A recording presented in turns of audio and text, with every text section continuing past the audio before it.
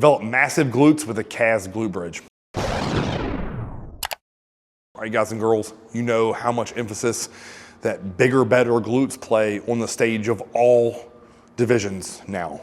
Men's classic, men's bodybuilding, and then every single women's division. All the development of glutes have taken a priority this way. So in order to have better glutes, we have to train them. And the most common knowledge that was given to me when I was young is, hey Chris, like all you'll ever need for your glutes are squats and deadlifts. So my glutes got zero attention because I always squatted and deadlifted every week. So I didn't think anything about it.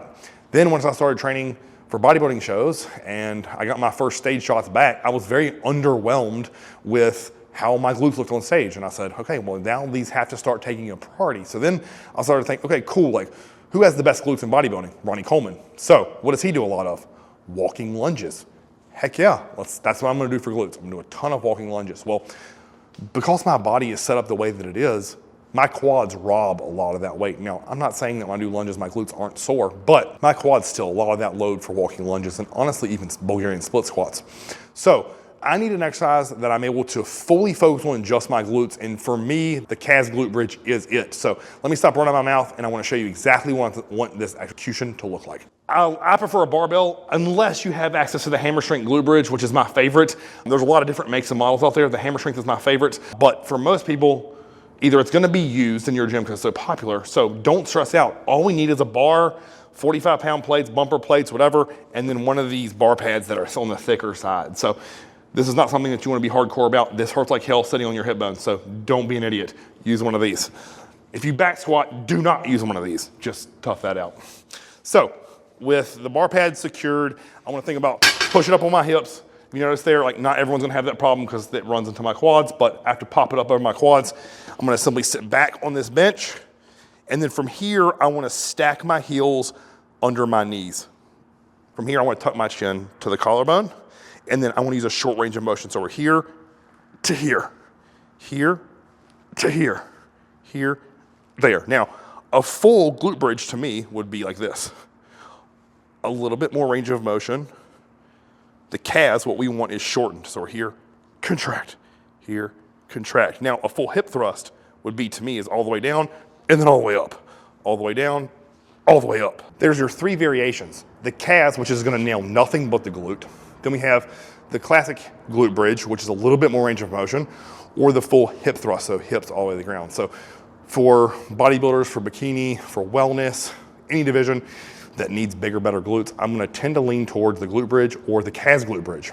For athletes, I'm gonna do the full hip thrust. So think about football players, wrestlers, anybody that needs power through the hips. I need that full length and then the full contractions. Because for me, athletes are a little bit different. I look at that premise as a whole of incorporating as many muscles as we can into every lift because that's how they're gonna play sports. You just don't play sports with just your glutes. We want to use every muscle possible to be as powerful as possible. But if we're looking for hypertrophy or growth, what I want to think about is hyper isolating the muscle with this exercise. Because if you're already doing your squats, your leg press, your lunges, your RDLs, all that gets everything else. I want to be hyper specific here with this exercise with the calves glute bridge. So watch that short range of motion, tuck your chin to your collarbone, and then for reps and sets, I definitely like top set and back off here. I don't like to go below 8 reps. I prefer to be more like 10 to 12. I've even done as many as 20. To me, that doesn't matter. I want huge contractions. So if you want to do a top set and a back off, if you want to do a drop set, another thing that feels really great is you just pull plates and keep going. And with that, I like it because you get a little bit of a rest period. So let's say you work up to 4 plates aside and I did 8, and then I stripped to 3 and got 10, stripped to 2, got 12, stripped to 1 and got 20 or 25.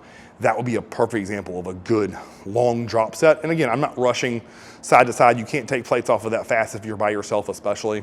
And another way, you could do a rest pause here, but getting on and off of this setup with the barbell and the bench isn't what I would call ideal. If you're in a hip thrust or glute bridge machine all day long, rest pause until you can't even see straight to get massive glutes. So with this, guys, I want to focus on short range of motion, huge contraction, save the stretching for your RDLs and squats.